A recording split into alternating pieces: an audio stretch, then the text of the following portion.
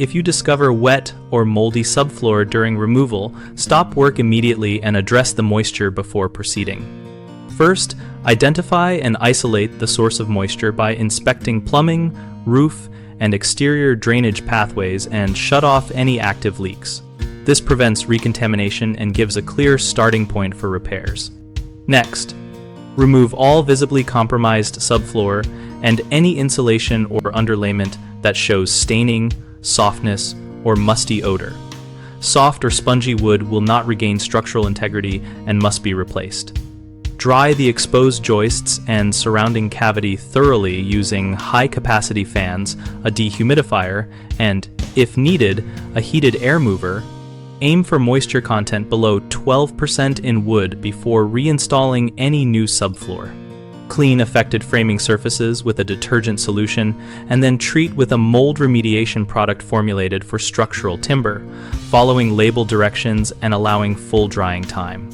When installing new subfloor, use materials rated for the environment, such as exterior-grade plywood or tongue and groove panels, and fasten with corrosion-resistant screws at proper spacing to prevent movement and squeaks. Finally, document the repair area and monitor moisture with a moisture meter for several days after repair to confirm stability before continuing finish work. Common mistakes include ignoring the source of moisture, which leads to repeat damage. Stop and find the leak first, and do not cover the area until it is fixed. Another mistake is attempting to dry and reuse rotten or delaminated subfloor. Replace any panel that is soft, crumbling, or has persistent staining and odor. A third mistake is reinstalling flooring without verifying moisture levels and using inappropriate materials.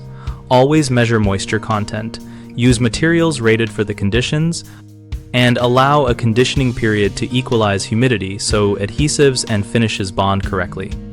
BigHomeProjects.com connects homeowners with local contractors and posts project examples and community discussions relevant to hidden damage and remediation.